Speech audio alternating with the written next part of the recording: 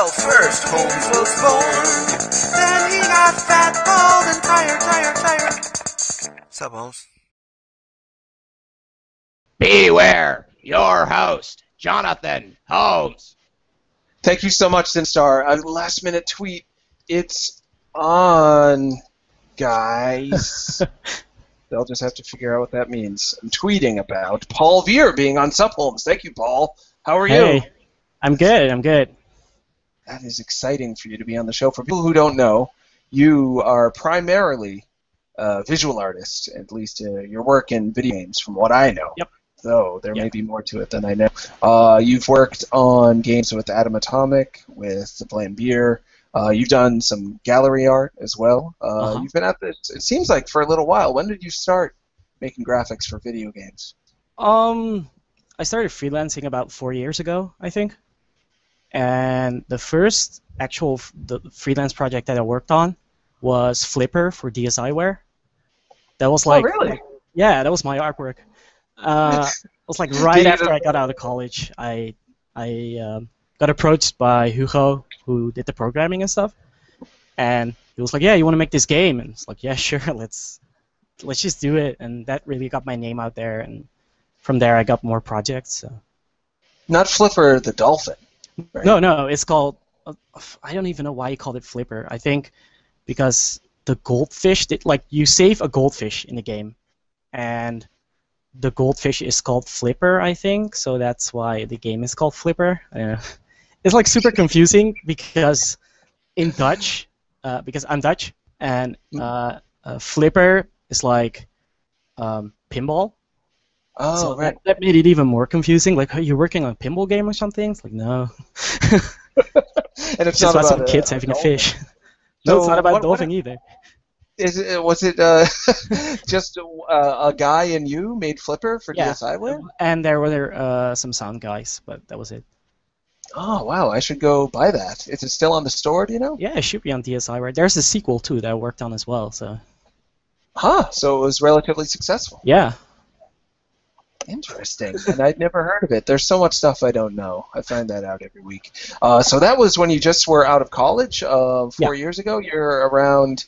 You told me before the show you're 25, so at 21 you started working in games on Nintendo consoles, no less, and getting them sold well enough to get a sequel. How did that feel to start off with something that kind of got noticed right away like that? It was kind of weird, because you're like this kind of small-time pixel artist, and you're working on something that gets into like Edge magazine and stuff.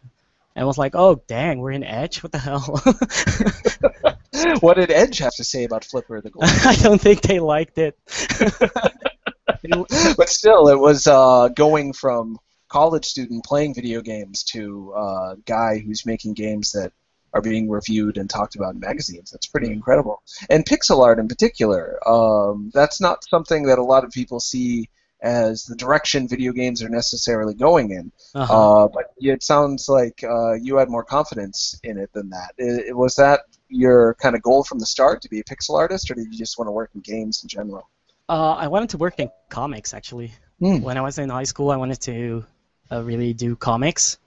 But then I found out there was this game college in my hometown. It was like a 15-minute walk from our house. So I applied for that. And then I really got into making games. Interesting. So your college, was it a major at your college to do pixel art, or was it just a kind of general game creation studies? Yeah, it was like a general game. It was called game design and development. So you got a lot of different parts of game development. You learned like the basics, and they didn't really teach you. Like, you had to do a lot of stuff yourself. But it was good for meeting other people, and that's why why making games is easier for me, I guess, because I'm not just graphics focused, but I can also like talk to programmers, and like I can't really program a game, but I know what they're talking about, so just makes it a little easier. Yeah, absolutely. It's interesting. We've talked to guests on the show in the past, like Vander, who made Papa and Yo. And he's got a very strong opinion about game design schools, is that people should avoid them and just go to like kind of engineering school and learning practical things about creating objects, because that's how he sees game design, at least from his perspective. But it sounds like you got quite a bit out of going to video game college. Yeah, I mean, if I didn't, then I wouldn't have been doing pixel art probably. Yeah. When did you start doing pixel art? Was it prior to? Did you dabble in it a little bit before college, or was it? Yeah, it mostly like how a lot of pixel artists start out, it's just recolors of Mega Man and Sonic and stuff. Sure. And then I got out of that for a little bit, and then when I got into college, a classmate of mine, Roy, he also did some of the graphics for Flumbeard, by the way. Like, oh, cool. He did the backgrounds for Super Great Box and stuff. Mm-hmm. But he got me back into it because he was like already active on pixel art forums, and that's when I got back into it. And then the teachers at college, they were like, "Yeah, dude, just quit this pixel art stuff. There's no future in it, and just try to do some 3D stuff." They basically like every time we tried to team up, they would like keep us apart and put us in separate projects so that we wouldn't make a pixel art game. And then we graduated on a pixel art game anyway. So, what was your graduation game? That's something I'd like to play. It was actually, you've seen my Femicase artwork, right? I think so. It was called Mail. It was like about this girl who delivered mail for islanders because other ways of communication were like borderline illegal and stuff. Huh. And we made a little platformer based on that idea, and it was very fast. It was almost like Sonic fast, but not with loop-de-loops and stuff like that. It was more like dodging, kind of Cannonball, but not auto runner. Like you still have to run yourself. So interesting. Delivering the mail? Yeah. Ah, fun. I'd love to play that. Is there any way to get my hands on it? I will have to search for a build. Like, there's nothing online. There's a video of it, but. Is that because you you wanted to keep it a secret in case you wanted to flesh it out into a bigger project someday, or? It's just not a very good game. I had a feeling you were going to say that. I'm sure it's good. You graduated with it. Yeah, I did. That was the game that I really learned pixel art on because I had to learn a lot of stuff for that game. So. Absolutely. So, what did you think of it when the teachers were telling you there's no future in pixel art? And then simultaneously, I'm sure you're looking at what's big in the industry, at least 4 or 5 years ago. And there were some pixel art games that were making some money. I think Mega Man 9 was 5 years ago or so. Yeah, that came out. And there was some other stuff that came out. A Cave Story came out when I started college, so there was like some stuff going on. But. Yeah, but it was very much this is when people make everything in their own game, like Cave Story, then they'll have to resort to pixel graphics because they can't get a budget. Blah, blah, blah. To think that it was maybe going to be your primary focus, that other people were going to pay you to make pixel art, I think took some guts on your part, and I'm glad that you went ahead with it because you were, history has proven you're correct. People are hiring you on a pretty regular basis to do that. So did you have a feeling that you were right, that you were going to be able to work in just pixel art, or did you just think, this is my passion, I don't really care if I end up getting work for it? Yeah? I was just having fun in college. Like I don't have anything to worry about right now, so let's just make these stupid pixel art games, and then we'll see what happens, yeah. Did you have any sense of panic when you got out of college? Like, oh, I don't even know how to make polygons, guys. There's no way I'm going to... Or did you just jump No, not really. You got Flipper right afterwards. Yeah, I got that, and I worked for like a year at like a mobile apps studio, just doing like mobile graphics on like old phones as well, not just smartphones, because those were like just coming out. So I got to apply a lot of pixel art there. Cool. But other than that, it was like, yeah, we'll see what happens. If I have to learn 3D, then I'll just do that. Sure, so you are open to that fact. If your teachers had been like, make pixel art and make it just like this, like really breathe down your throat about it, do you think you would have been less likely to kind of grasp it and embrace it the way that you did? Maybe not, because I really liked the aesthetic of pixel art, and it was something that I had done like a couple of years before I started college. So I think if they actually supported me in it, I maybe would have learned faster or something. Sure. Like done Yeah, it more. And how do you see the correlation between the comic art you did prior to, and then you're still doing some comics art, right? I want to do comics. Like Yeah. after I finish up all the stuff that I have now, Mhm. I really want to make a comic. But Huh. Well, that's something to look forward to. I hope that you do. Do you see any correlations between cartooning or comic art and pixel art? Do you think that the thinking behind them shares any parallels, or is it pretty separate for you?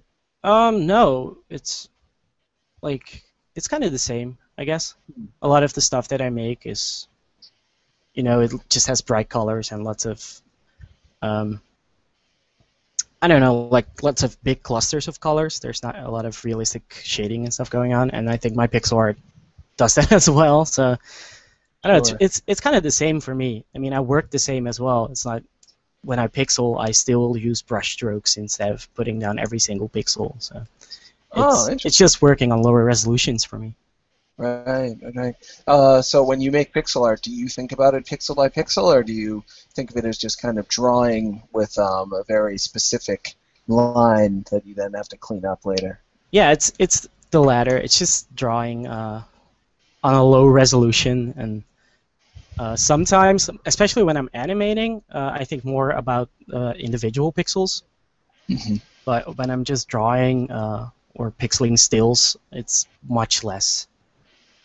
Yeah, that makes sense. That's a much less pained way of thinking about it. I've done a little bit of pixel art Mhm. on the side, and I will obsess over the placement of one pixel because it'll make the difference between a guy with a hawk nose Oh and yeah, a little cute nose.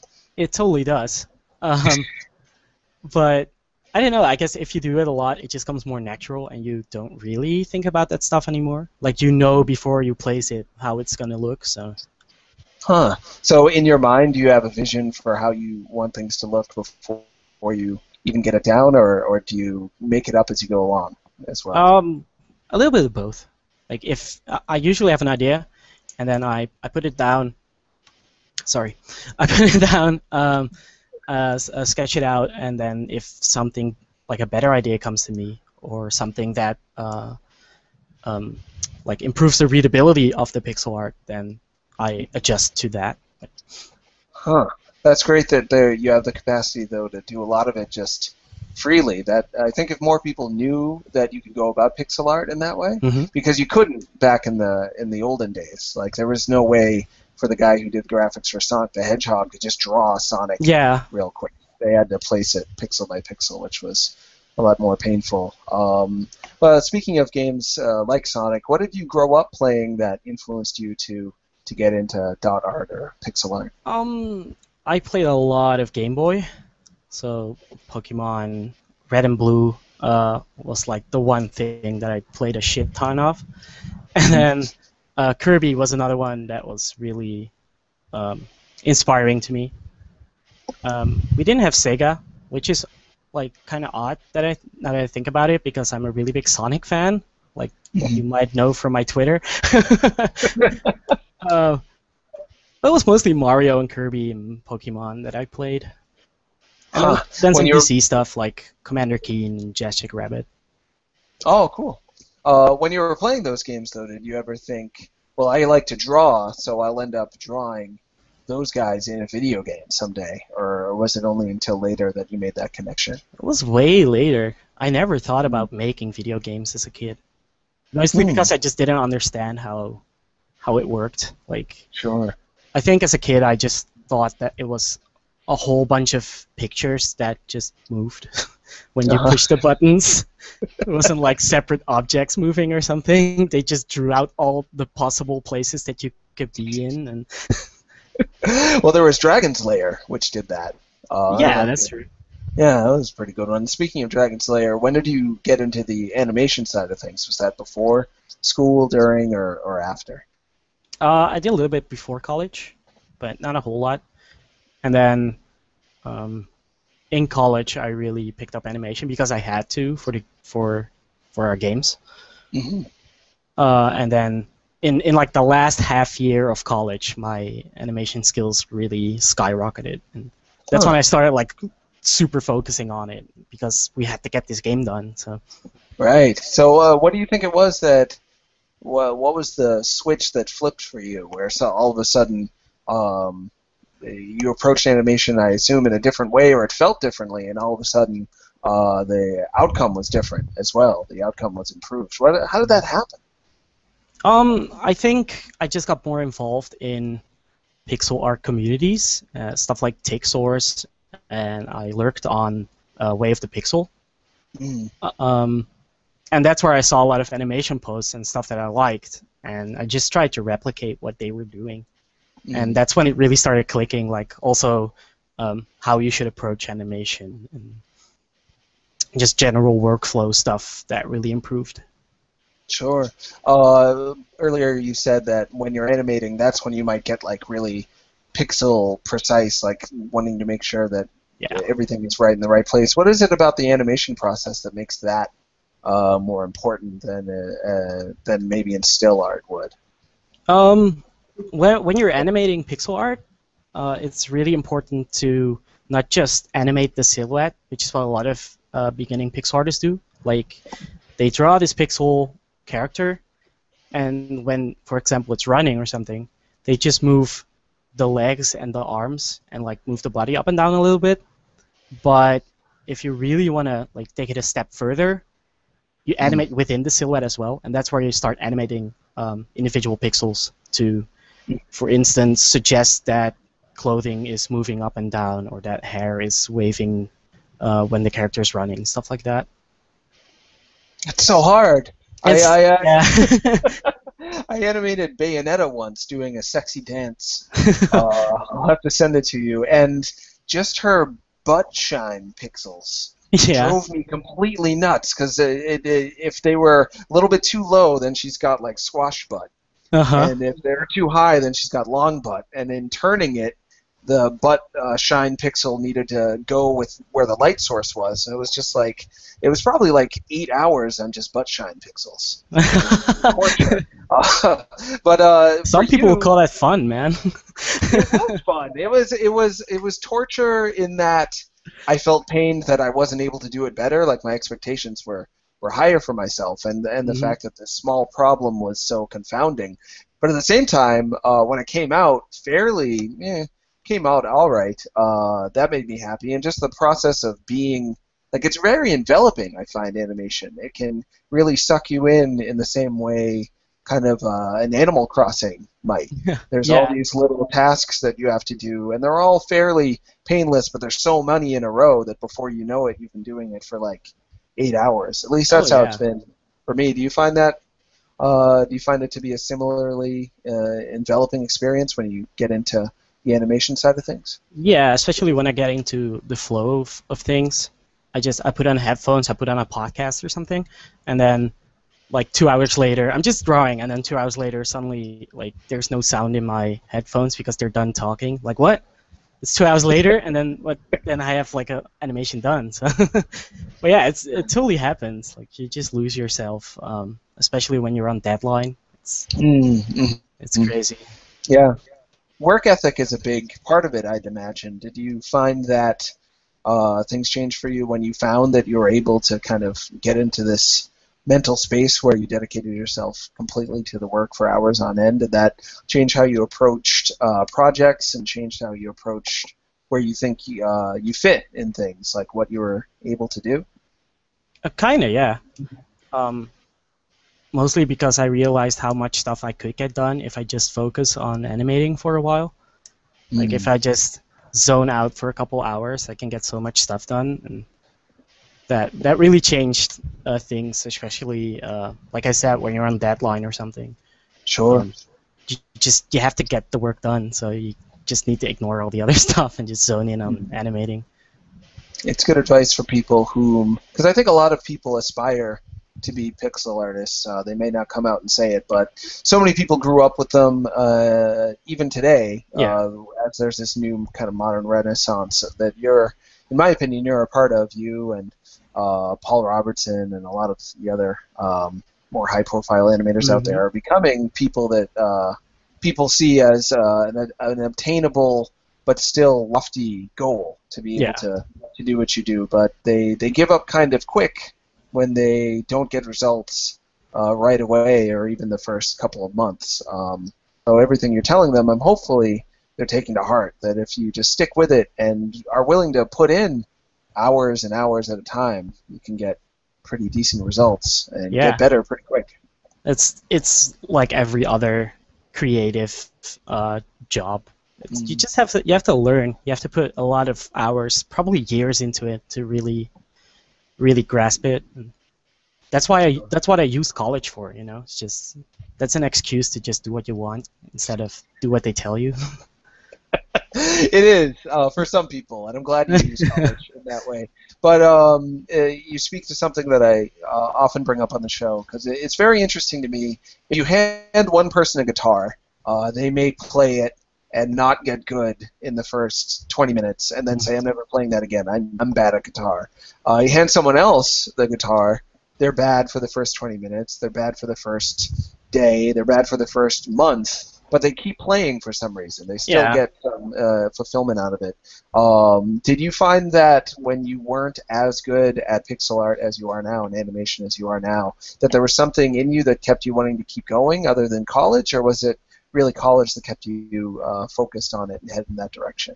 No, I like doing pixel art in my own time as well, and mostly just posting it on forums and getting critique on it and stuff, so that I could actually become better instead of just in college people telling me that it looks good. Like that's cool, but that's not helpful. Right. So you got more education out of college, where people just kind of brushed it aside and said, "Oh yeah, good job." Yeah. But what was it that kept you going even when you weren't good? Like, let's say the first couple of things you did, they were hopefully better than you expected, which made you feel good. But then you started to get some criticism on it.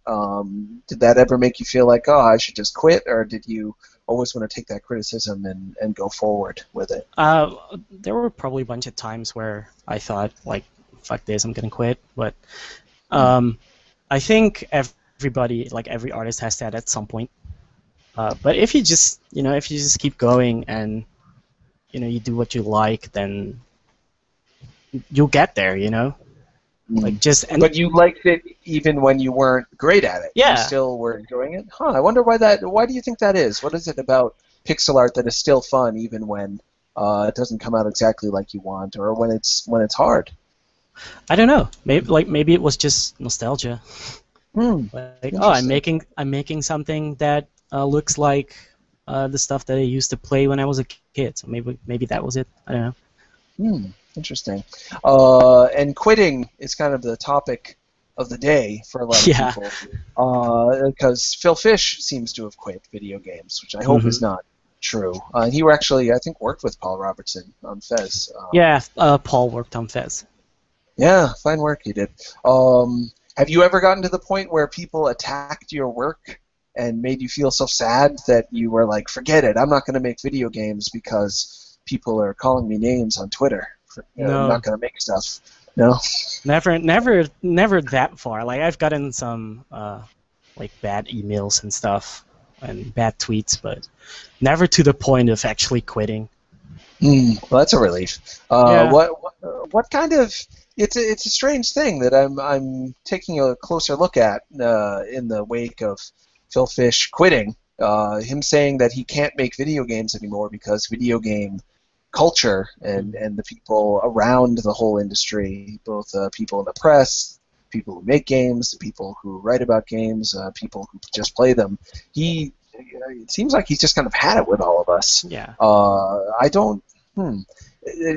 What are the bad emails you've had, and maybe bad tweets that have caused you to get into fights with people about video games? What is this?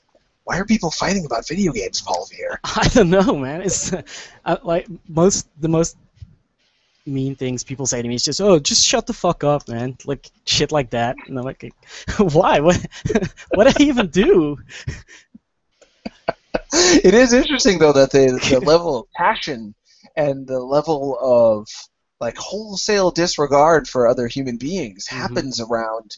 Maybe it happens in NASCAR and professional hockey as well. I don't know because I'm not in the NASCAR or hockey culture, but in video game culture, you'll not that long ago I said, Pokemon X and Y is going to be polygon based.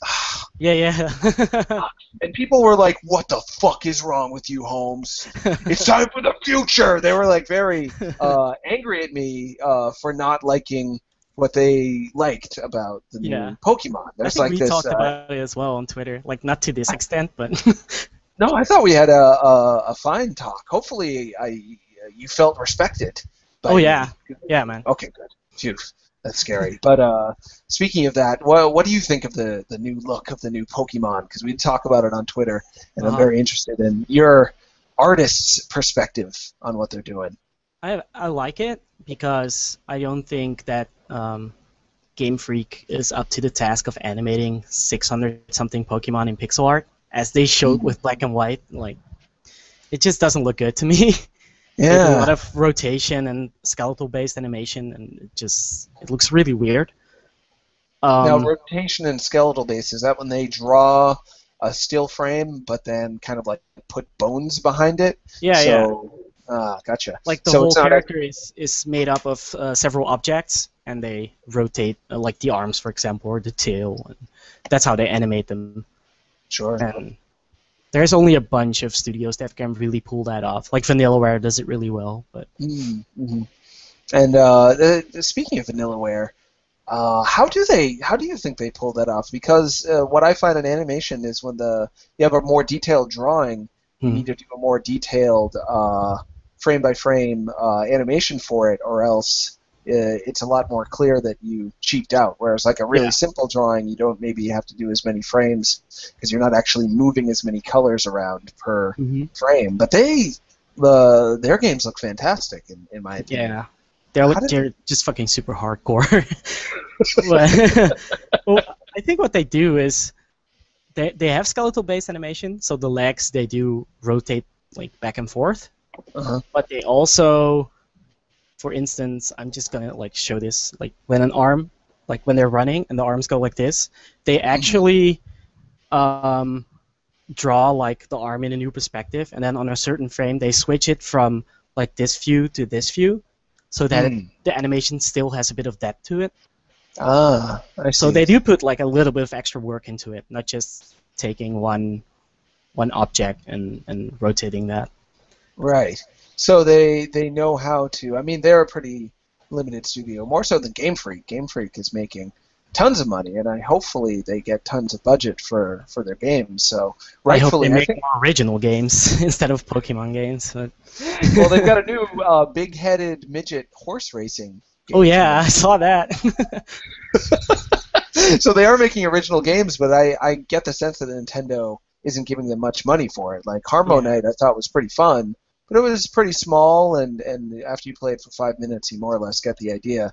Unlike Pokemon, which there's tons of ideas packed in there. But anyway, interesting. If you were to take on Pokemon, how would you go about it? What would you want it to be like? What would you want it to look like? What would you do with it? Like the whole game, like design-wise as well, or just visually? Yeah. Whatever you want. I would make it like visually more like Mother 3, probably. Huh. Interesting. Because Mother 3 has a lot of really unique animations for specific situations, and that's really cool.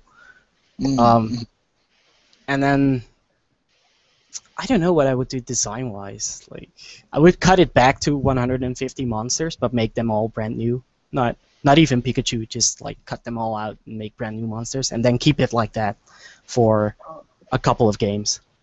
Because there's just so many. Like, I always, when I play Pokemon, I have the problem of picking the ones that I want for my team, and then when I'm halfway through training it, I'm like, oh no, fuck, I want that other one, and then I end up training like 50 of them, and it's just too many. A lot of people would relate with that. I think they're up to 600 and something. Yeah, I've caught them all, so I should know. And now they're attacking on even more. What? I did catch them all. I'll have to show you later. Yeah. 649, I think. I've been pretty loyal to them. I really liked the pixel art in black and white, but that's coming from the perspective of someone who is just grateful to see any animation at all. Mm. Like, I think they've beaten me down over the years to just expect to see their designs, and I love the designs like just of the the still series. sprites. Yeah. Yeah. They're giving me anything, and some of them are good. I mean, Yeah, is pretty good. I linked a couple on Twitter that I liked. Like what's the fat cat called again? Perugly or something? Perugly. Yeah. Yeah, that one's actually really good. I like it. It's like bouncing up and down and stuff. It's pretty good.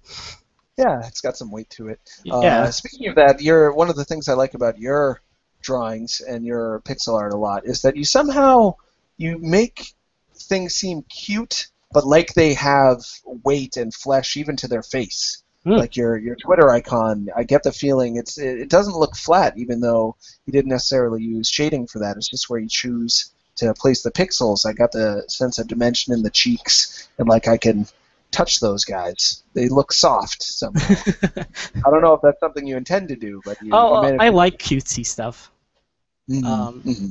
I mean, I grew up on Kirby, so that was a huge influence on the way I draw stuff and color stuff.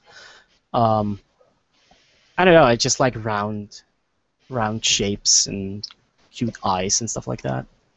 Yeah, life's too short not to embrace things that are cute now and again. But where in a lot of pixel art things can end up looking kind of cold and lifeless or very sterile because it is just clean blocks next to each other. Yours tend to have a real life to them, especially Super Crate Box. I don't know what the reaction was to that, but taking such small characters in that and giving them such bounce and life was really impressive, I thought. Oh, thanks. No problem. I talked about this during my GDC talk this year. Mm-hmm. And what I did with Super Crate Box was just what I mentioned earlier as well, is moving pixels within the silhouette or adding just a little bit of delay on some stuff. Like the main character in Super Crate Box has this kind of like lick on his head, like his hair. And when he, like, you see I'm an animator, I like act out a lot. Sure. when he bounces up and down, the lick goes like, when he goes down, it's still up, and then it goes down, and when he goes up, it goes like that. And that just adds a little bit more life, because otherwise he's just doing that. Sure. So it smooths it out a little bit. And there's slight delay on the cowlick, it sounds like, in order to make it look like a separate object from the hair. Yeah, totally. Yeah. Interesting. It's a good tip or two. You gave a speech at GDC. That's awesome. What did you talk about? Yep.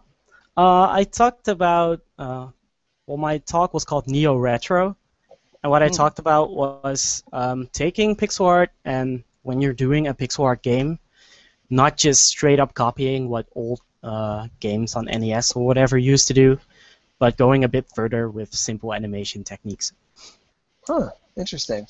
So, like, if you were to take Mega Man, for instance, which was one of the first games to me, when I first played that, it showed me that the animators really cared and were willing to go the extra mile just to give some life to the character, just for the fact that he blinks. It's like a totally inconsequential thing, but at the time, it totally blew my mind. So, if you were to take Mega Man now, what were the things that you might tweak about that in order to make the character have a little bit more life? Is there anything that comes to mind? Just like smoothing out animations mostly. Mm-hmm. Adding a couple more frames to his walk cycle. And like maybe if he shoots while he's standing, like what he does now is just hold his arm out like that. But maybe have him hold the other arm like that, so he kind of blocks the shot. Like he blocks the recoil, so he's a bit more like in an action position or something. Right. Makes it a little bit more like you can tell what he's thinking while he's doing it. Yeah, that makes sense. It was strange for me to see Mega Man 9 and 10 come the way they did. Mega Man 9 getting so warmly embraced, but then Mega Man 10 kind of dropping in sales, even though there was more content to the game. And it was not that different from Mega Man 9, at least on the surface, but for whatever reason it did a lot worse. Do you think that was because people just kind of got sick of the loyalty to the technological limitations of the time, and wanted to see more of the neo-retro, as you call it, look for the games. I think kinda, yeah. I know that a lot of people like Mega Man 7 and Mega Man 8, visually at least. But I think it's also that Mega Man 9 just really grasped what made Mega Man 2 so good. And then by adding on to that, they kind of ruined that formula. Like it becomes more like Mega Man 4 to 6, I guess. It becomes too much. And Mega Man 2 and 9, in my opinion, are perfect in the way they're designed and the content that they have. Yeah, I'm a huge fan of those games too. I like Mega Man 10 as well, but I can't respect it in the same way for whatever reason. It just doesn't instill the same feeling in me. And you are talking about design quite a bit. Have you got any ambitions about designing your own games as well? I have some like design ideas for a bunch of games, but they're always so big, you know. Yeah. Like I don't really like designing small arcadey games. I'm more into games that have a lot of character and story and like a cool world to explore. And I guess you just need a bigger team for that I don't have. Yeah, sure, or a Kickstarter or something. Yeah, Kickstarter would be good, but I still think you need to put at least a demo out before you do a Kickstarter, just to show people that, hey, we are capable of actually making this game.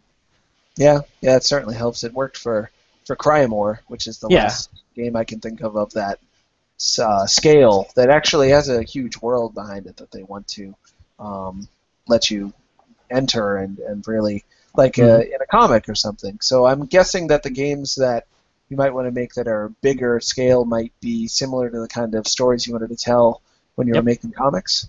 They're actually, I did a live stream a couple of weeks ago where I was drawing some stuff from these games, and I basically told the stories for these games on the live stream and asked people like, which one should I make into a comic? Because I want to make one of these, I want to tell these stories, right? But the games might be too big and too ambitious for that, so I want to turn at least one of them into a comic, so I know at least one of these stories gets out into the world. Awesome. So, which one did you decide on? I'm not sure yet, but one I really like was originally going to be a music game, so it has a lot of music stuff in it. I'm intrigued. Can you tell me more, or is it secret? Oh no, I can tell you the basic premise. Like I can tell you what the game was gonna be like if you want to know that, or just the story. Absolutely. Tell me all about the stuff. So the game is kind of like Gitarumon meets Animal Crossing. So you play as this girl who arrives in this town, and this town is full of people who need help with stuff that they're dealing with, like they have problems that they can't really solve, or they have regrets about stuff that they've done or whatever. And she goes around and helps these people by playing music to them, and by doing that, she learns songs for herself. Like she comes up with these songs on the fly, right? Because they're all about the problems that these people have. And then once you've learned enough songs in this town, you could play a live gig at this town, and then move on to the next to learn more songs and help more people out. I don't know, I just really like small towns and stuff that you can walk around in with like tiny details. Like even if a game allows you, for instance, to sit on a swing in a playground or something, that's the kind of stuff that I really like in games. Just these dumb details that don't really do anything but make the world feel much more alive. Yeah, well, I'm glad that you do. Those are the exact kind of details that make your animations such a pleasure to look at, because it's this meld of craft, but not with the coldness that comes with craft. There's a warmth that comes from the affection that you have for those tiny details. Like anyone who likes just thinking about, oh, you get to sit on a swing set in this game. That's a pretty decent person. It's the kind of person I'd like to hang out with. When I play Animal Crossing, I often think like, I just want to hang out with the people that came up with this idea. Right? In a coffee shop right now. It's also friendly and stuff. Yeah, I know. It's a better world, isn't it? Yeah. That's nice.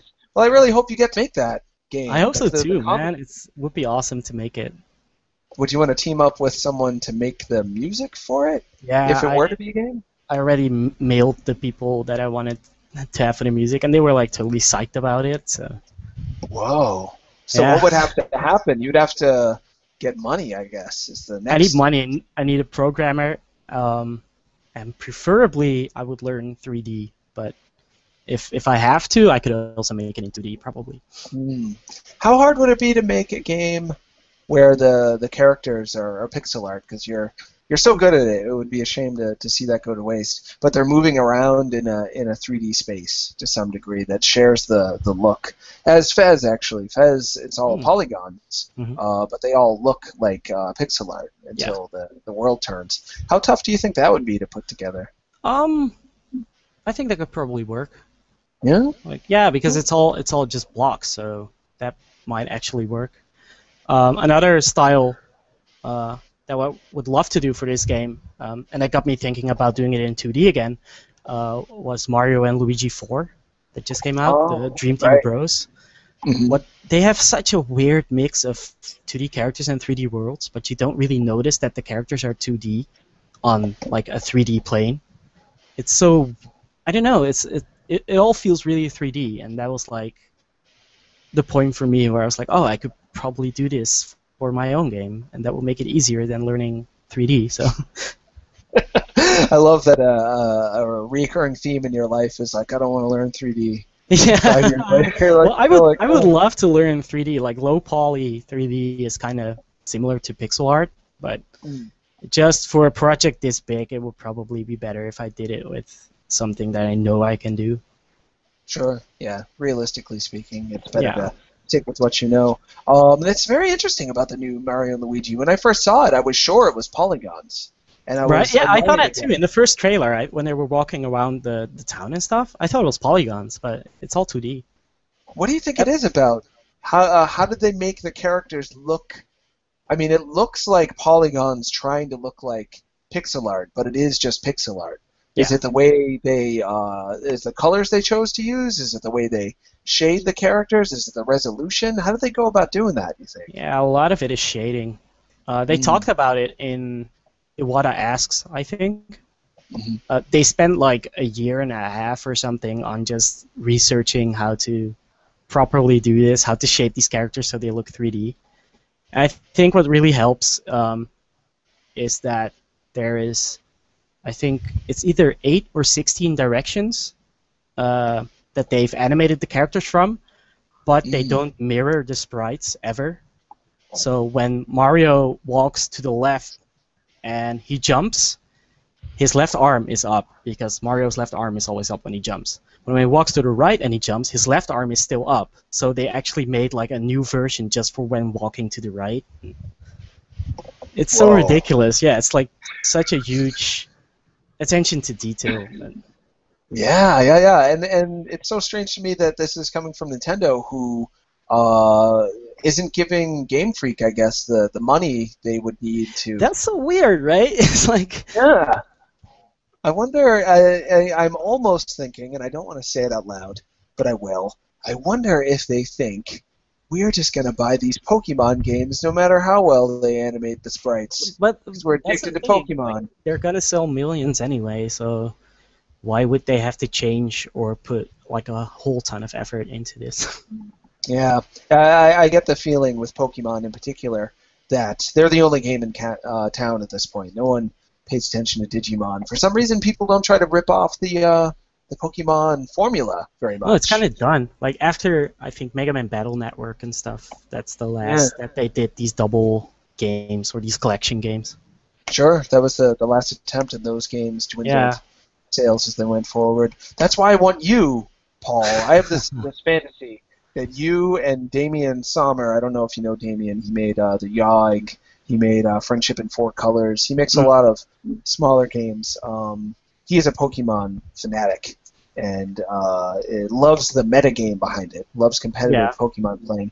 My dream would be to get you two together, with you doing the art and some of the writing of the story for the world, and him doing the game design behind it, to make the best Pokemon competitor ever. You guys would get Oh so yeah, rich. man. That'd be great, wouldn't it? I was I'd gonna actually- say, I thought you were gonna say like just make the new Pokemon. I was like, oh, get Nintendo on the phone. I'll do it right now, man.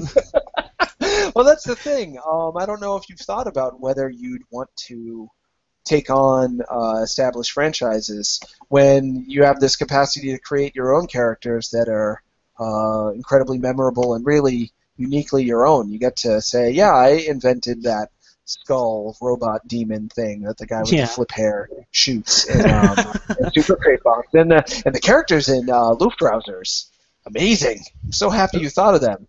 Those are all Roy's work. Roy Oh, they designed are. the I characters. Yep. apologize. I did most of the stuff in Luftrausers, but the characters are all his.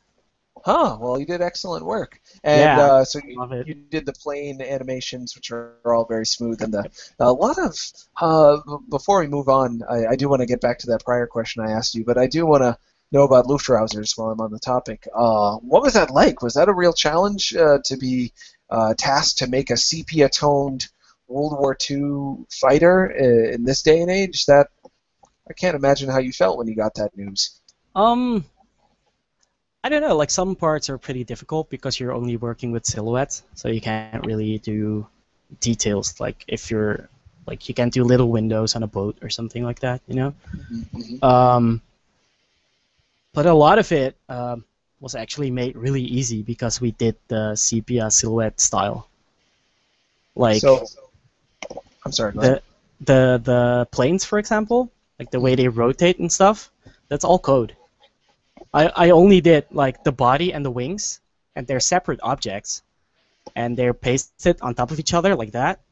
And then when the body rotates, the wings scale, so it looks like they're turning in 3D, but they're actually just scaling like that. Whoa! Awesome. That made it really easy for me because I only had to draw like a couple types of each thing. Like I only had to do 5 bodies and 5 wings, and But there's a lot of stuff in that game. There's a lot. there of, is, yeah. Guns. There's a lot of different explosions. There's a lot of different Yeah, things. to fight. explosions are all hand animated, and like all the effects are hand animated. Yeah, that's hard. Did you feel like you were cheating, Pokemon Black and White style, though? When you got to just like scale a thing, like I did it, I'm done.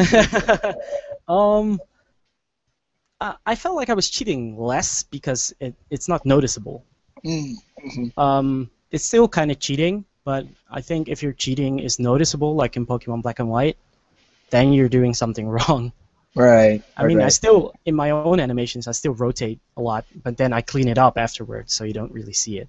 Huh. Gotcha. So it's not the cheating that you think there's anything wrong with. It's when it's clear, when it's sloppy cheating that is noticeable and takes you out of the game because you're just thinking about the cheating instead of the idea. Huh. That makes sense. And what are the other games you've worked on for Vlambeer? We should probably talk a bit more about the games you've made so people will go and play them now that they've fallen in love with you. They should have. So you started with Flipper and Flipper 2, which I will go buy after we're done with the show. What did you work on after that? Let's walk through all the games you did. After that, what was it? I worked on a Batman Brave and the Bold for Way Forward. Oh, really? Yeah. The DS one. Yeah. Awesome. I made a bunch of Batman's swimming animations, and then I did a couple bosses and enemies. Do you remember which bosses you did? What's the guy called?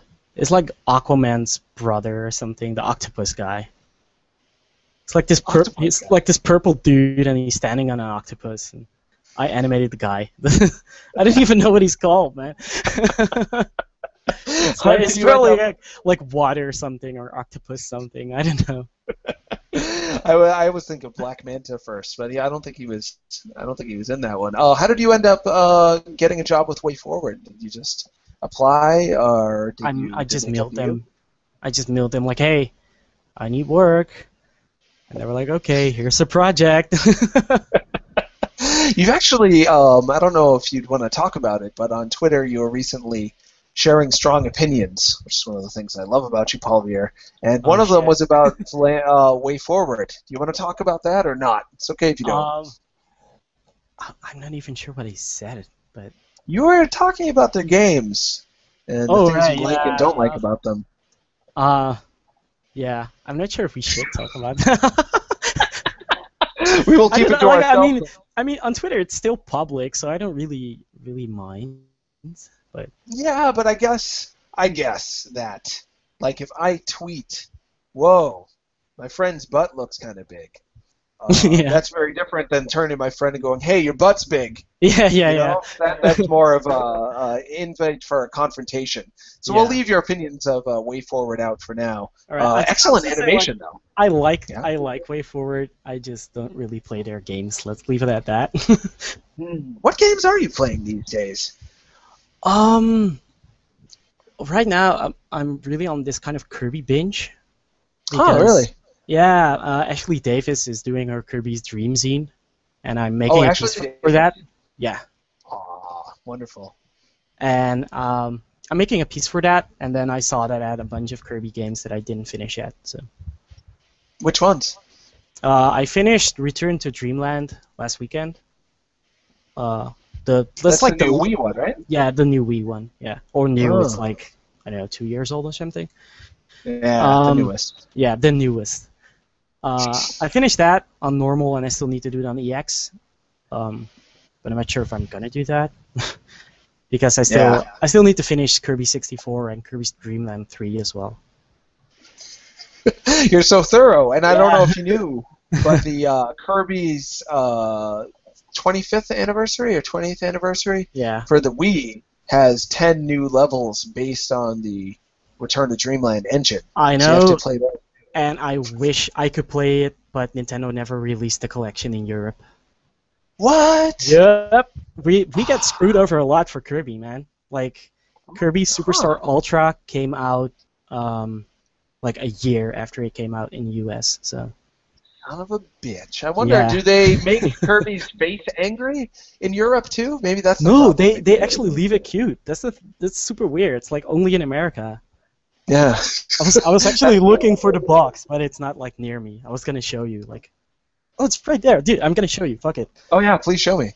Oh, I can't See, believe he's still like super happy in Europe. He's like, yeah, Europe.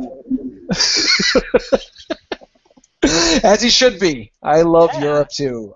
Questions came in, Ooh. but we didn't talk about your games yet. Oh yeah, should we rats. round it up? Brave and the Bold. Yeah, real quick, just so people can go back and find what you did. Brave and All the right. Bold. You Yeah. worked on that with Way Forward. A Mhm. very nice game. Fun game Thank to play. you. Fun game to look at. What'd you work at after that? After that, I made some small stuff with JW from Flumbeer. That was before Flumbeer existed, Oh, interesting. and we never really released any of those games.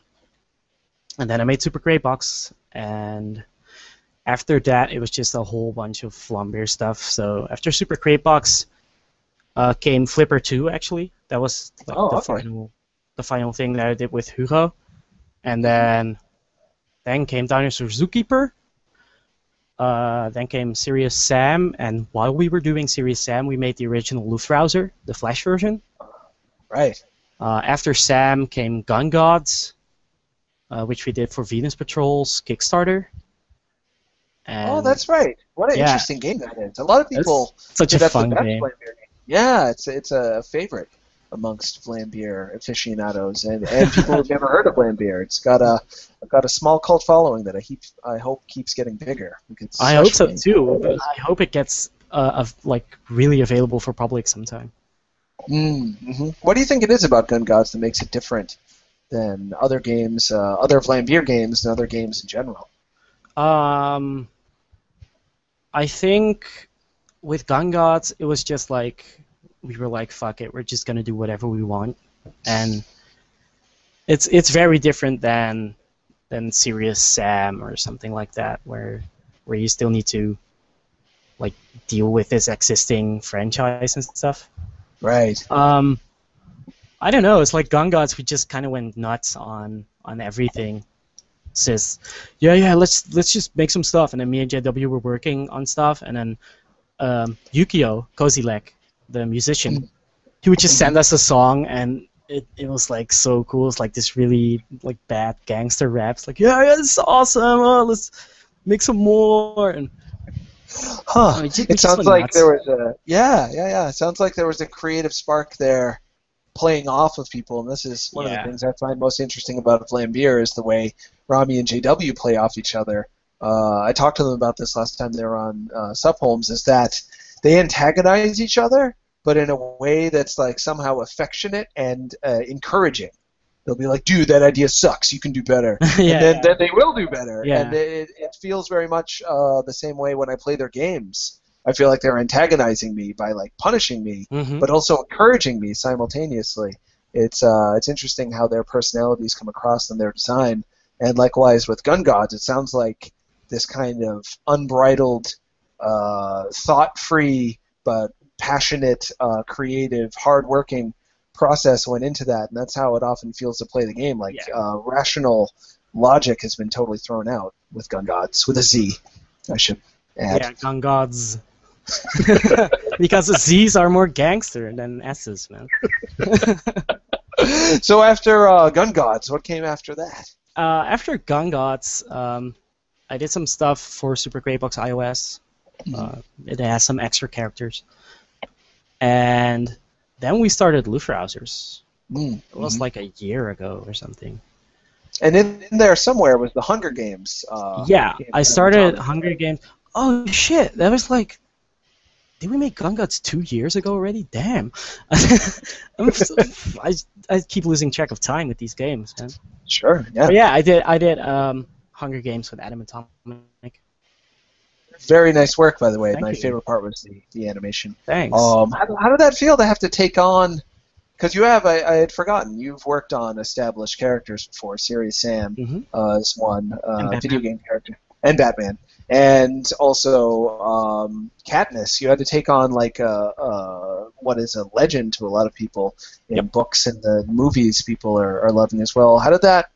Was it a different feel knowing that those characters had a built-in audience that were going to be scrutinizing your work in a different way? Yeah, it was. It's just different to work on stuff like that. Also, especially with movies, because you also have to take in mind the character's likeness to the actress. A lot of people have only seen the movie, and like the people that you're working for, they will actually have you change stuff if it doesn't look like the actress. Right. Huh. So did you originally have a different design for Katniss that you had to alter so it looked more like Heather Lawrence, I think her name is? That's Jennifer Lawrence, I think. Jennifer Lawrence, my mistake. Yes, thank you.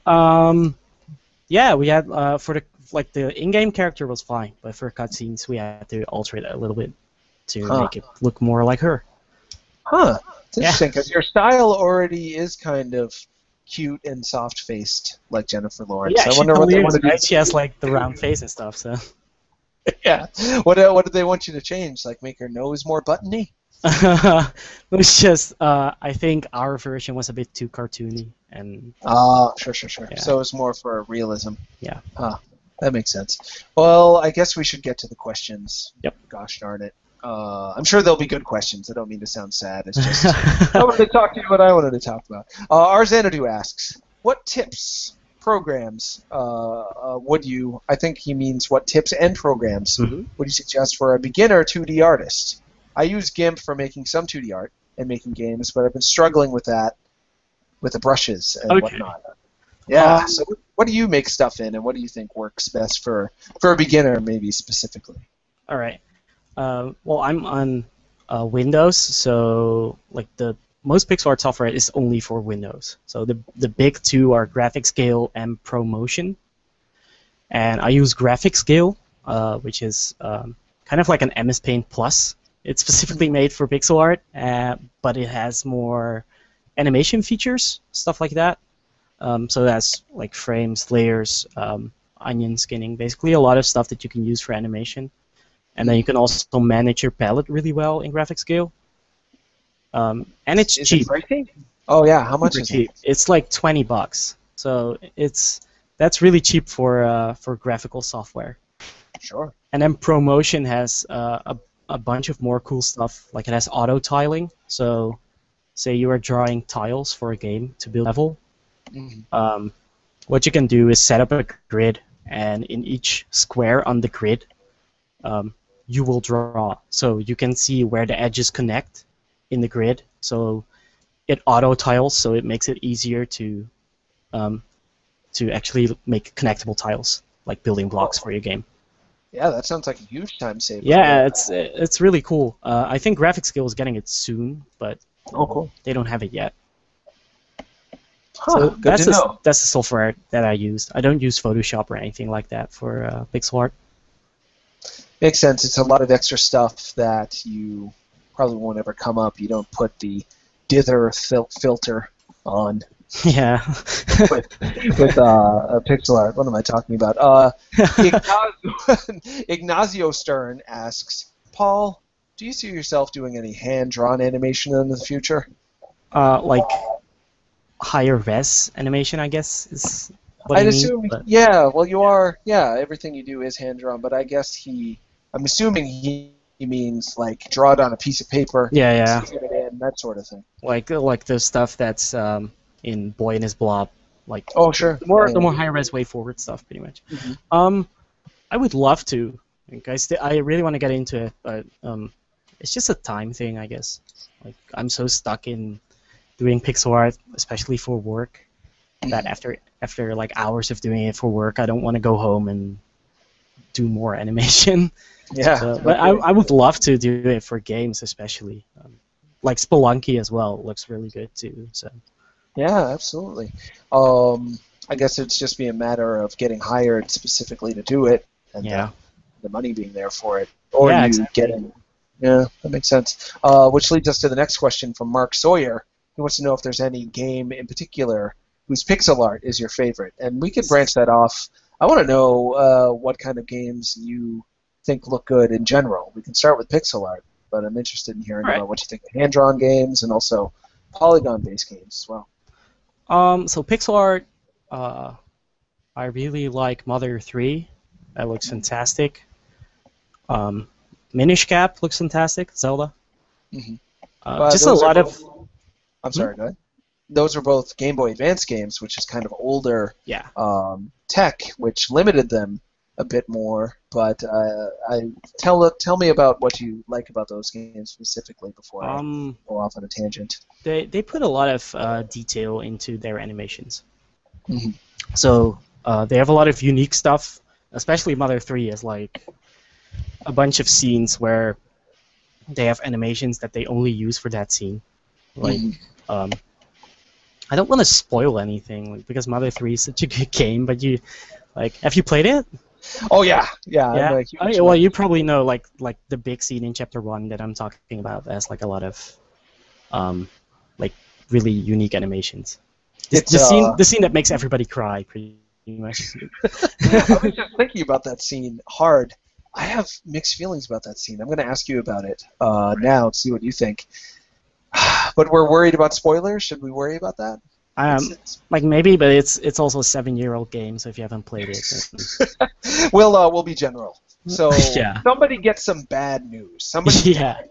there's a dead character, and the guy who breaks the news to the person who's receiving the bad news, he says, "I've got good news and I've got bad news." Uh-huh. Do you remember that? Yeah. And the good news is something like, the rain came, so the fire came out. I can't remember exactly what the good news is, but it's not that good. It's And like then it's okay news. It's like, yeah, I've found something cool and we can make like a cool weapon out of it. I think that's what it says. Right. Yeah. Yeah, we found But the the bad dinosaur news horn. is where I found this thing, and What is the deal with the writing on that part of the game? Am I It's, supposed to feel like that guy is the worst guy, like the dumbest, most tactless guy ever? no, Or is it I just... don't think so. I think he just he wants to like soften the blow, I guess.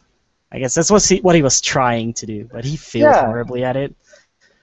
I So don't he know. means well. He's He just caught means in such an well, awkward position that he can't. These are the kind of things I puzzle over, Paul Beer.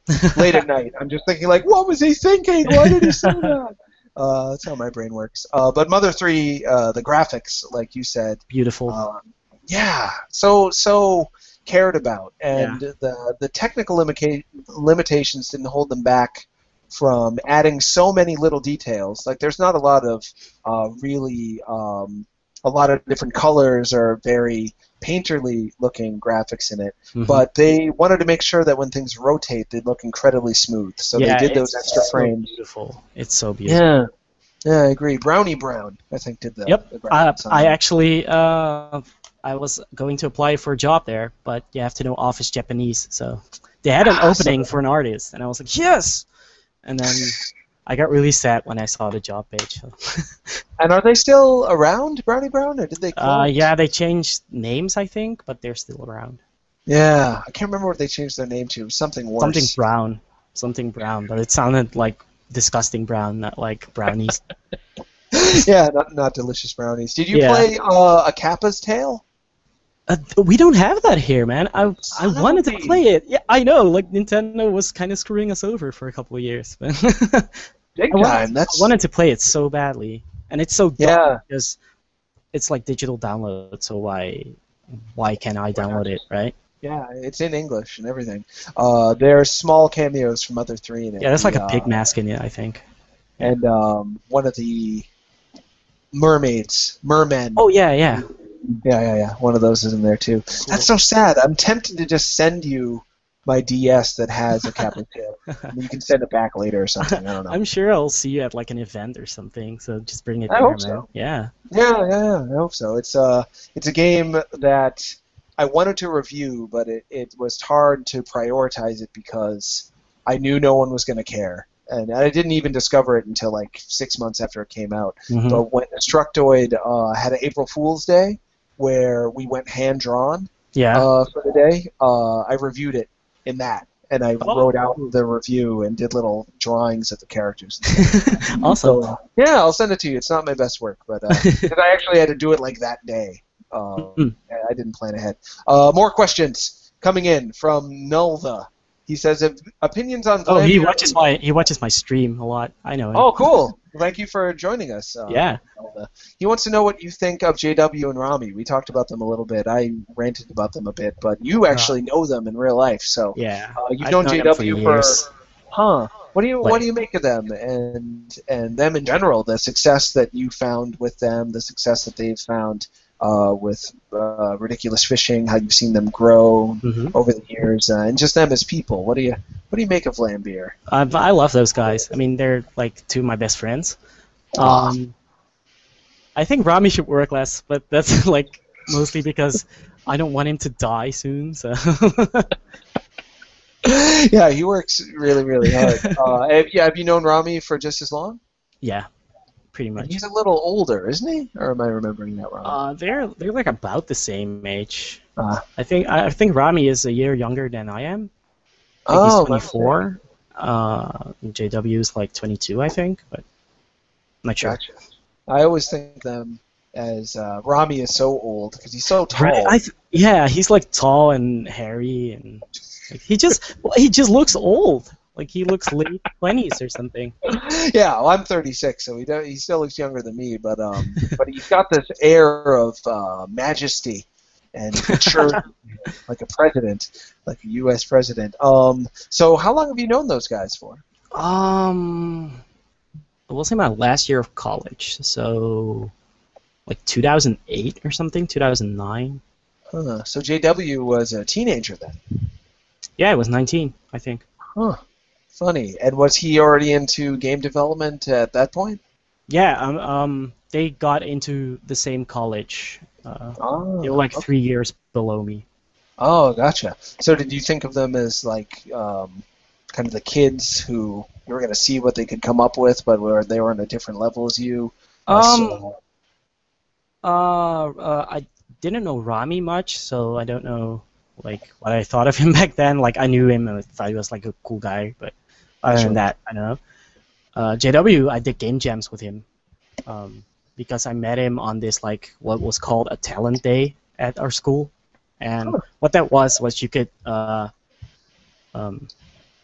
like be at the school for a day and make a game with other people that wanted to apply for that school. And I was helping out with that talent day, and that's where I met him. And Then he started sending me games over MSN and stuff. And then we did Global Game Jam together when that happened the first year. And that's when I really got to know him. I really saw that like he was really good at what he did. He was already fast in Game Maker and making like cool games with explosions. So I could see that he would like make really good shit. Yeah, he's got a similar way of looking at things as you, from what I can gather anyway. When we had him on the show not that long ago, he talked so much about how the little details. Yeah, I think we've been really, especially with Luftrausers, just putting so much attention to detail, and I think we're really tuned to each other's work styles now because we've jammed so much together. So. Sure, absolutely. Sounds like you'll be working with those guys for a long time, if things go well. Yeah, probably. Yeah, I hope so. You fit together well. I skipped over your question. You were going to tell us more about games that you like the looks of, before we do, Luftrausers. That's almost coming out. It is. Yeah. I don't think we have an exact date yet, but it's coming very soon. It's going to be on Sony consoles and Steam and PC. Right? Yep. PC, Mac, Linux, PS3, and Vita. Awesome. What do you think's going to happen? I hope it explodes, man, because then we get money, right? I just hope it becomes a huge success, that people love it, because me too. We put a lot of work into it, so. More so, I hope it's the kind of game that if people are willing to give it a try, because it's not the kind of game it may look like it is to people on the surface. Not that it looks bad on the surface; it looks excellent. But a lot of people will think it's World War II, and you have to be a World War II fan, or it's retro and indie, and you have to be like retro. You just have to love moving and affecting things. That's all you need. Like, anybody can enjoy Luftrausers. As long as they're willing to give it a try. But do you have a guess as to what's going to happen? You have what you hope happens and what you know could happen, which is that it'll be a huge hit. But do you have a guess as to what you think will happen? I think people will like it. I think a lot of people will play it. Maybe not as much as we hope, but that's more because I'm not sure if there's like a huge place for arcade games in the industry today. But I don't know. I think a lot of people will play it. I mean, a lot of people played Super Crate Box, so. Yeah, how many people did play Super Crate Box? You know. A lot. Fuck. I think the free version was played I don't know, 1 million times or something. I'm not sure, but that sounds about right. It does sound about right, and that and the Hunger Games game that was free, I think, so that got a lot of downloads as well. So millions of people have seen your work. Yeah, it's so weird. Awesome. It's pretty awesome. But back to the question from before: are there games, hand-drawn games or polygon-based games, that you think that the art is exceptional and is worth mentioning? I wanted one more pixel art game that I wanted to mention. Sure. Absolutely. I love it, and I love the guy that's making it. It's Iconoclast by Konjac. Oh, sure. It's that game is so good, man. He put out a build. Jeez, we had him on the show last year. You had him on the show? Oh yeah, a long time ago. He was one of the first people we had on. He was because I didn't know how long the show was going to go on for. Sinistar, he could have at any moment been like, 50 people watched the show last week. I'm not doing it anymore. So I was like, I got to get the people that I really want people to know about first. I tried to go for lesser known names and also just names I was really excited about. And he was one of the first people I asked. And he was so nice to be on it. And he was so shy and grumpy, but still very insightful. He's kind of a grumpy guy. But he is, but lovable. And he did a wonderful job on the show. And that's last year, in Iconoclast, a demo had come out maybe 6 months prior to that. He's been working on it hard since then, but he's also been working on Way Forward games. Yeah. Yeah? Have you played a more recent version of it? I have, yeah. And it's super good. It's I've told multiple people that this is the new Cave Story for indie games because it's so incredibly polished for a one-man game. Really? Yeah, it's Very it's exciting. ridiculously good. So for people who don't know, you can check out Konjac. He's got his own website. He's got Yeah. plenty of free games to download. Naoto Love, is that how you pronounce it? Naoto Love too? Noitu Love, yeah. Naoto, I can never pronounce it right. It's like it's evolution backwards, yeah. Yeah, the only way I remember it. That's on Steam, I think. Everyone It should is. go play that. Yeah, Noitu Love too. Yeah. But he's got other games like Legend of Princess. Yeah, You can that's just download really good now. too. Yeah. Yeah, I want him to make a Zelda game pretty bad. That'd be awesome. Are there any? We'll get back to the pixel art games and Yeah. the art director too. But I did want to ask: is there any franchise you wish you could take on that you haven't worked on yet? You've worked on Batman and Hunger Games, which is pretty cool. But are there any other games? Like, would you want to make a Kirby game if you had the I opportunity? was gonna say Kirby and Sonic. That's the two that I really want to work on. Yeah. And Drill Dozer. That's like, I want to make a Drill Dozer sequel, man. People who may not know Drill Dozer. Drill It's a Dozer. Game Freak game. It is a Game Freak game. It Yeah. was, sadly, I think it was one of the games that soured Game Freak and soured Nintendo of America to releasing new IP at the Yeah. end of the Game Boy Advance era because it didn't sell very well, but it's an excellent game. It's a beautiful game. Yeah, I love it so much. Yeah, me too. I bought it for like $3 or something too, which made me feel guilty, but I got to it late. Yeah, people should definitely play Drill Dozer. What would you do with Drill Dozer, Kirby, and or Sonic? Would you want to stick to the roots of them, or do you have new ideas that you would want to add to them? For Drill Dozer, probably just make it a bit more actiony. Mm. Have a bit more combat in it, Sure. because the combat is kind of lame right now. Well, it's pretty basic. It felt like Yeah. they weren't excited about the combat aspects. They were excited just about different uses of the drill, which are really fun. Yeah, but I think you can use the drill for like combat stuff. Absolutely. And Sonic, I like a lot of the modern Sonic stuff, like the boosting mechanics and Sonic Generations, for example. Mm. So I would try to apply some of that to 2D Sonic, but still have that cool pinball physics-based platforming that the Genesis games are. People have gotten angry at me about Sonic. Oh yeah. Yes, and maybe rightfully so. I don't know if anger, as we talked about before, I don't know if anger is ever really the appropriate emotion for a whether you like video games or not debate. But Sonic has always kind of eluded me the appeal. I liked the character design. I love the animation. I love just the aesthetic of the 16-bit games, and I'm really glad they brought back that weird brown and yellow checkerboard style. I always insisted, if you bring back the checkerboard style, people will play Sonic again, and, and people have liked it a lot more since then. But I've never understood what it is design-wise that makes Sonic so appealing, other than the feeling of speed is really fun. But I always find myself it just turning into a run until something stops you. And then you're slow and kind of sad, and then you run and then something, because when you are so fast, you run the risk of hitting something more likely. So it's kind of an anti-reward to build up that speed, and it's more likely to cause you to have to be slow again, which is also not fun. So tell me about Sonic design. What makes it work for you? I really like the speedrunning aspect of it. So memorizing the level and learning what the fastest routes are, and then just improving on your time. So almost like a racing game. Yeah, it's like, especially the new ones are totally like a racing game.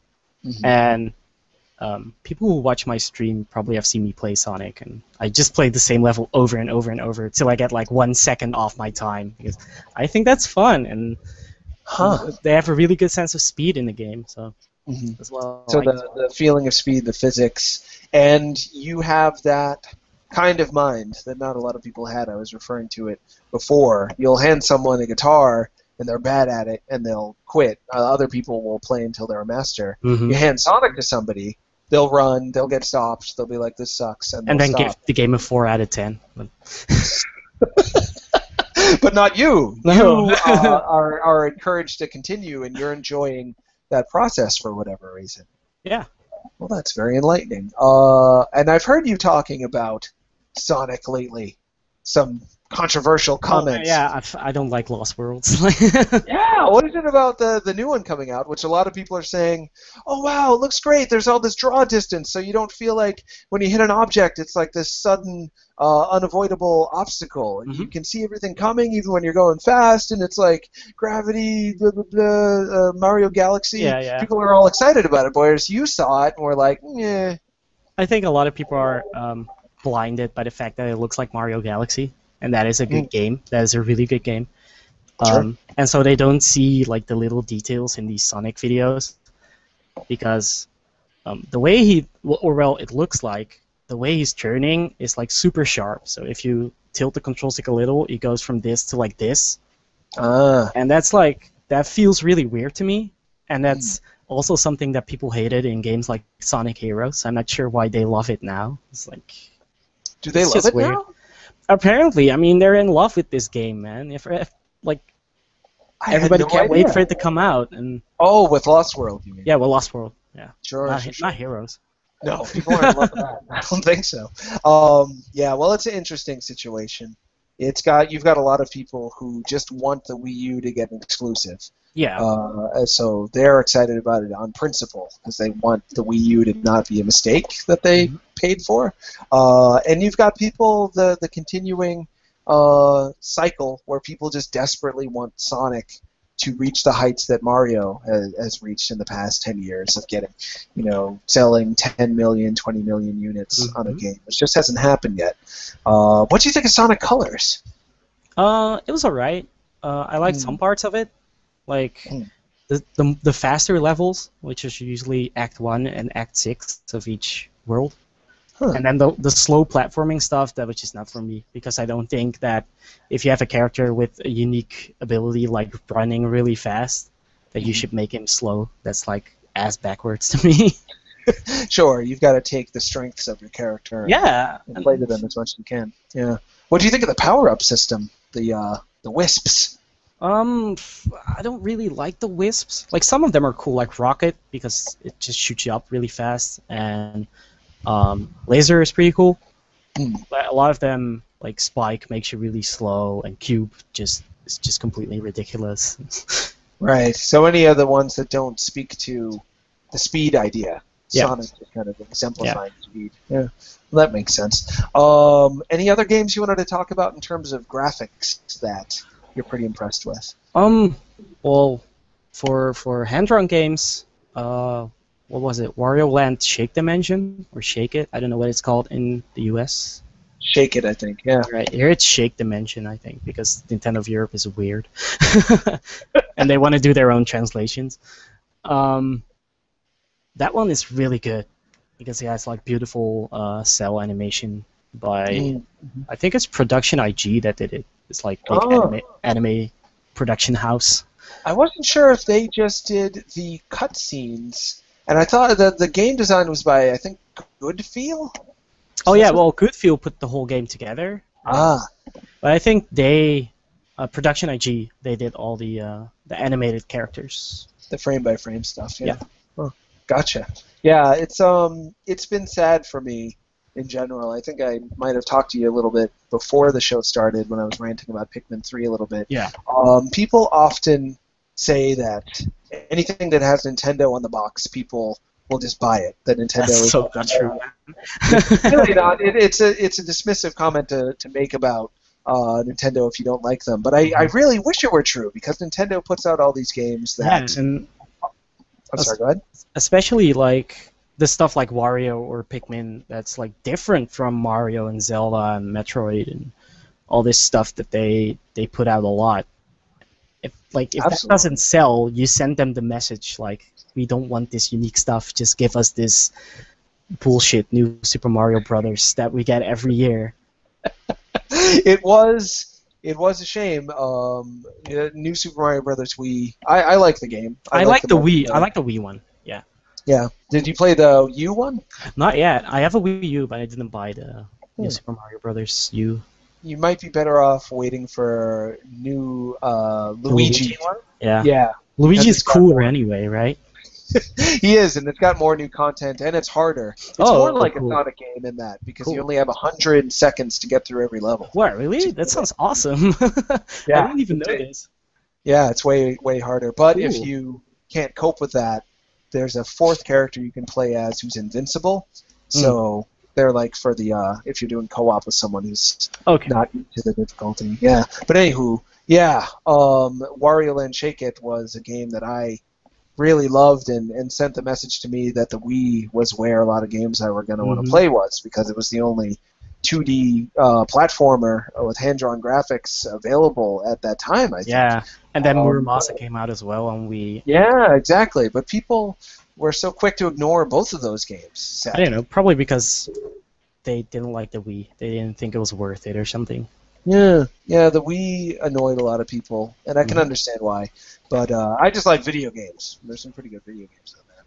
That's my thing about it. Well, we're down to just 4 minutes left. Oh, I shit. feel like there's so much stuff I didn't even sort of talk to you about that I feel badly about.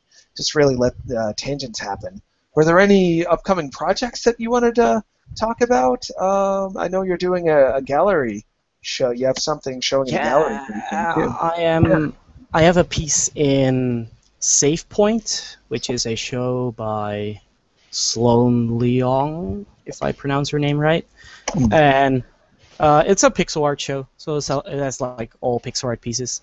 And the theme is Adventure into the Unknown.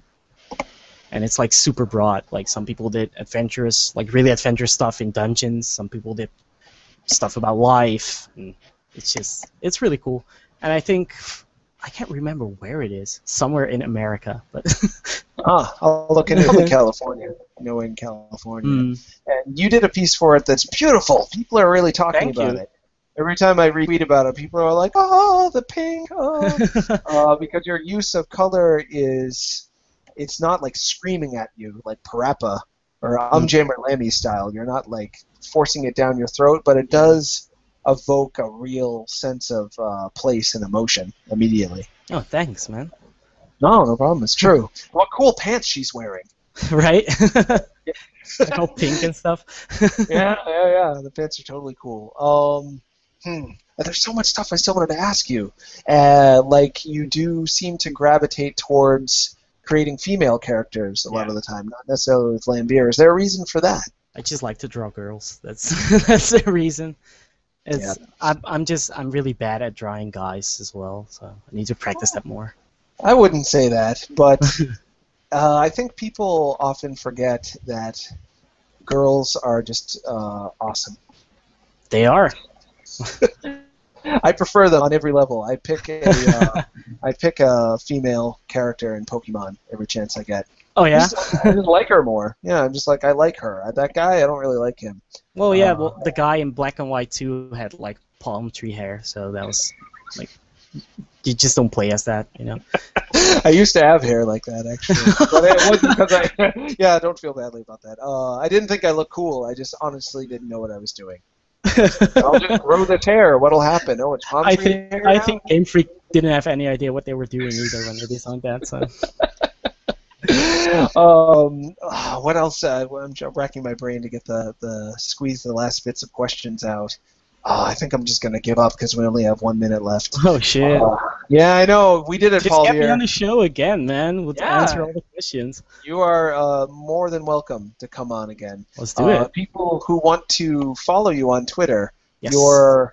do I pronounce it Pete? Yeah, you're like one of the first American people that pronounce it right. But it's not spelled the way Americans might spell that. It's at P-I-E-T-E-P-I-E-T. Right. So that's where they can follow you there. You're talking about stuff unbridled, your passion for things. It also has links to my Tumblr and my website. Right. So they can follow my work there. That's just p2pete.net and right. superp2pete.tumblr.com. That's pretty fun. They should follow you, and they should check out Luftrausers, which is coming out hopefully soon, any second now. I hope so, man. And you're working on more stuff, maybe, that they should follow. Maybe, but we'll see. Did you work on any more recent WayForward games? I meant to ask. No, I was asked to work on WayForward stuff, Mm. and then I was like, oh man, no, I can't. I'm super busy. And then I forwarded it to some other pixel artists, and then I found out it was Adventure Time. I was like, oh shit. Doing another one, and hopefully after that. Yeah, they'll that do- was the one actually. That was the second there's one they asked me for. Yeah. Oh, interesting. Huh. Hopefully next time, because that would be a Yep. great match for your style. Yeah. I would As love for to. me, you would. Well, you know what I think. Mhm. You would do great. I'm at Tron on Twitter, and you can watch the show later on Destructoid TV or Detoid TV on YouTube. It's got its own channel. Mostly this show, though some stuff from King Foom does our live stream, and Saturday Morning Hangover is another live stream we do, starring Sinistar. It's a great show. And you can listen to the show later on iTunes. Just look up Sup Holmes on iTunes. So please do. We're up to, I think this is episode like 71 or something. Wow, man. It's kind of ridiculous. Yeah, we've stuck with it. And some people Well, it's like good. It's a really good show. So. it is just hoping for the best. But I'm lucky to have such great guests, such as yourself. Thank Thanks you. so much, It was Paul. really fun. It was really fun. Anytime. I'm glad you did it. Let's wave to the people. Goodbye. Bye bye.